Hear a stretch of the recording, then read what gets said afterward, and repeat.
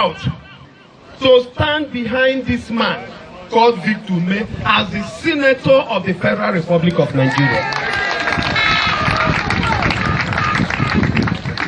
Distinguished Senator, I am so committed to you because I believe in your leadership style. I know that you are the man that will speak for the Igbo.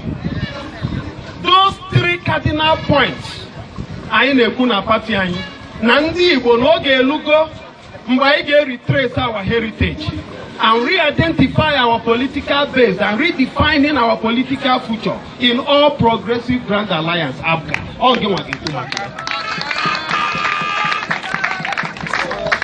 You are bold, you are courageous.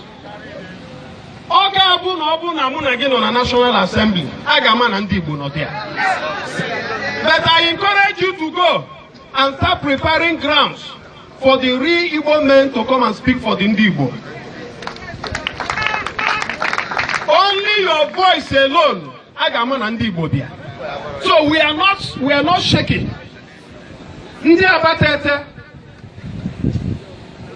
Ifenga chokunu melumu. Mbosage an election at 28th of March. I said it before everybody. No onye man no man to refanyi, onye man no man to Victor Ume vote. Nya to na refanyi bezi vote. Ekubugo me before. Anu me ekwu again. This is the man that will speak for Abatete people. Today, in the government of Anambra State, even in the local government, Abatete have no single representation. Unenwero SSA, unenwero SA. Okwanu Victor Ume ga-ekwu maka ya. Ndị Abacha, today, you people are marginalized politically. You are a forgotten community. You have been removed from the map of Anambra State, politically and otherwise. The same with Abatete. Okwa Victor Ume ga-ekwu maka ya. Ezio were the same thing. You have nobody.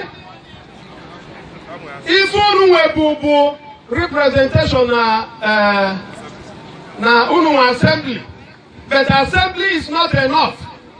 All Victor Ume ga-ekwuru maka unu.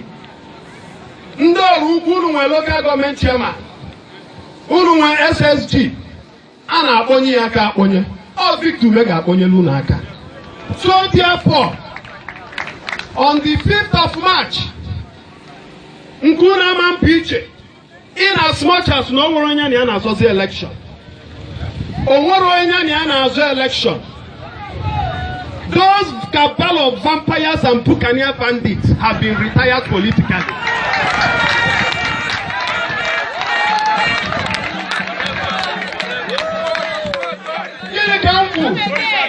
Those cabal of vampires and Pukania bandits have been retired politically. Hamadike na-ejezu unopposed. Unu get interview, my press conference. Ebumu never again in the history of Anambra State will somebody come here again and rig election. Never again will somebody rig election in Idemili North and South. Never again will somebody rig election in Anambra Senatorial Zone. Never again will somebody rig election in Anambra State. This is APGA State, and APGA must take the rightful position in Nigeria. So Nunu Gatulu Victor Ume vote. I have refused to take any political appointment. Man, the only political appointment I will take, Nnago Hamadiketa, I'm going to be your liaison officer. Imanku salary, Imanku many allowance. As a liaison officer, any community, need 10 million North and South. Chori Rich or Hamadike, go through me.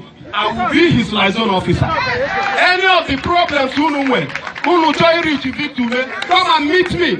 The moment you see me, you have seen on Hamadike. Hamadike will bring about governance. Ogulufu strict light anti. Egumunage went triangular equilibrium. That triangular equilibrium has to do with infrastructural development.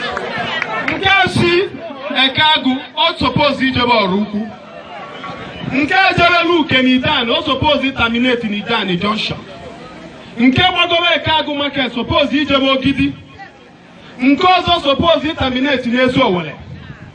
A temporary stoppage because Ifeanyi Ibezi is not yet in the National Assembly. But Victume will complete that project.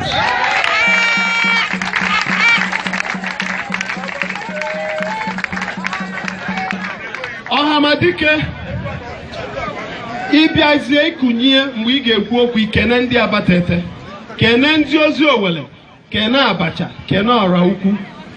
I ga-enye gị vote 101% because we believe in you. We believe in the leadership of APGA. We believe in the national chairman of our great party. A man who saw tomorrow.